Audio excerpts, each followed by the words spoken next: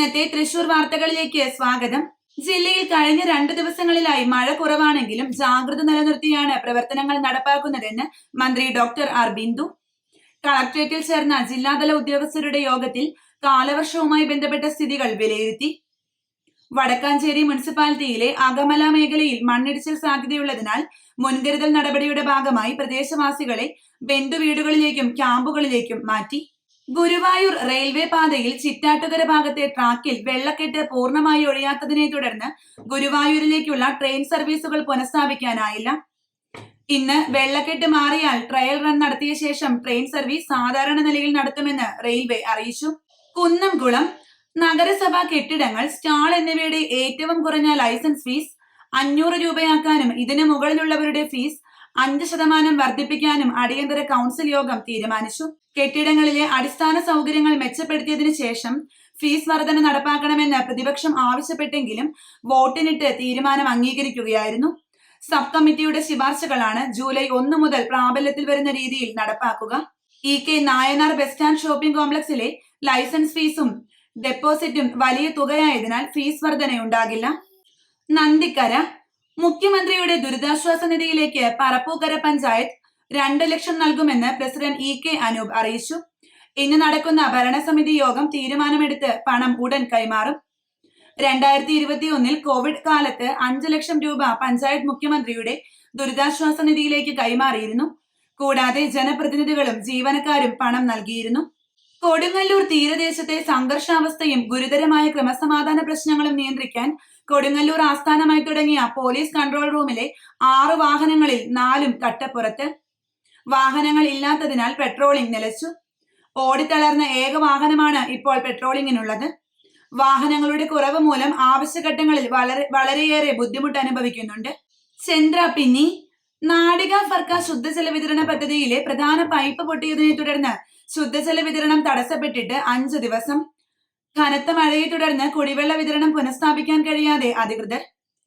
എടത്തിരുത്തി ഏറാക്കലിലാണ് നാട്ടിക ഫർക്ക കുടിവെള്ള പദ്ധതിയുടെ പ്രധാന പൈപ്പ് ലൈൻ പൊട്ടിയിട്ടുള്ളത്. കേന്ദ്രത്തിന്റെ സഹായത്തോടെ പരിശോധനയിൽ ചൂരൽമലയിൽ നിന്ന് മാത്രം 4 മൃതദേഹങ്ങൾ കൂടി ലഭിച്ചു. തെരച്ചിൽ തുടരുന്നതിനിടെ പടവെട്ടിക്കുന്നിൽ 4 പേരെ സൈന്യം ജീവനോടെ കണ്ടെത്തി. 2 പുരുഷന്മാരെയും 2 സ്ത്രീകളെയും കണ്ടെത്തി.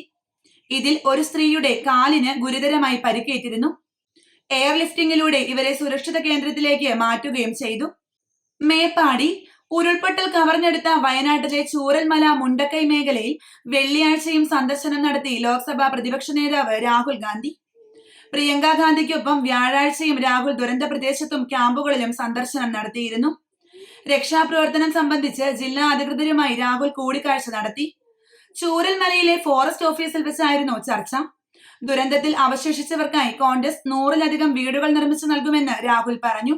വയനാട്ടിൽ ചൂരൽമല, മുണ്ടക്കൈ എന്നിവിടങ്ങളിലുണ്ടായ ഉരുൾപൊട്ടൽ ദുരന്തത്തിന്റെ പശ്ചാത്തലത്തിൽ 3 വില്ലേജുകളെ ദുരന്തബാധിത പ്രദേശങ്ങളായി പ്രഖ്യാപിച്ച് സർക്കാർ ഉത്തരവിറക്കി.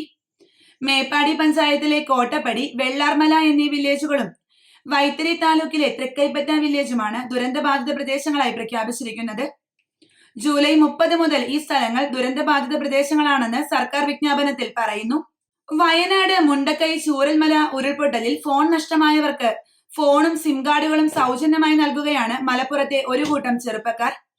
400-ലധികം ഫോണുകളാണ് ഇവർ ക്യാമ്പുകളിൽ എത്തിച്ചത്. ആധാർ കാർഡ് ഉള്ളവർക്കാണ് നിലവിൽ ഫോൺ നൽകുന്നത്. രേഖകളെല്ലാം നഷ്ടമായവർക്ക് സമീപ പ്രദേശങ്ങളിൽ താമസിക്കുന്ന ബന്ധുക്കളുടെ രേഖകൾ നൽകിയാൽ സിം നൽകുമെന്ന് സേവനത്തിന് നേതൃത്വം നൽകുന്ന സജീസ് വണ്ടൂർ പറഞ്ഞു. കർണാടകം കൈയൊഴിഞ്ഞ ഷിരൂർ ദൗത്യത്തിൽ നിന്ന് കേരളവും പിന്മാറുന്നു. ഷിരൂർ സന്ദർശിച്ച കേരള കാർഷിക സർവകലാശാലയുടെ സാങ്കേതിക വിഭാഗം ദൗത്യം വിജയിപ്പിക്കാനാവില്ലെന്ന് സൂചിപ്പിച്ചുകൊണ്ടുള്ള റിപ്പോർട്ട് തൃശൂർ ദുരന്ത നിവാരണ സമിതി അധ്യക്ഷൻ കൂടിയായ കളക്ടർക്ക് വ്യാഴാഴ്ച കൈമാറി. ഷിരൂരിൽ മണ്ണിടിഞ്ഞ് ഗംഗാവലി നദിയിൽ കാണാതായത് കോഴിക്കോട് കണ്ണാടിക്കൽ സ്വദേശി അർജുൻ ഉൾപ്പെടെ 3 പേരെയാണ്. മാവോയിസ്റ്റ് നേതാവ് CP മൊയ്തീൻ അറസ്റ്റിൽ. ആലപ്പുഴയിൽ നിന്നാണ് ഭീകരവിരുദ്ധ സ്ക്വാഡ് ഇയാളെ പിടികൂടിയത്. വ്യാഴാഴ്ച രാത്രി ബസിൽ സഞ്ചരിക്കുമ്പോഴാണ് പിടിയിലായത്. കമ്പനീതളം വിഭാഗത്തിന്റെ നേതാവായ മൊയ്തീൻ UPA ഉൾപ്പെടെ വിവിധ കേസുകളിൽ പ്രതിയാണ്. 2 ദിവസം മുമ്പ് മാവോയിസ്റ്റായ സോമനെ പിടികൂടിയിരുന്നു. സോമനിൽ നിന്ന് ലഭിച്ച നിർണായക വിവരങ്ങളുടെ അടിസ്ഥാനത്തിലാണ് മൊയ്തീനെ പിടികൂടിയത്.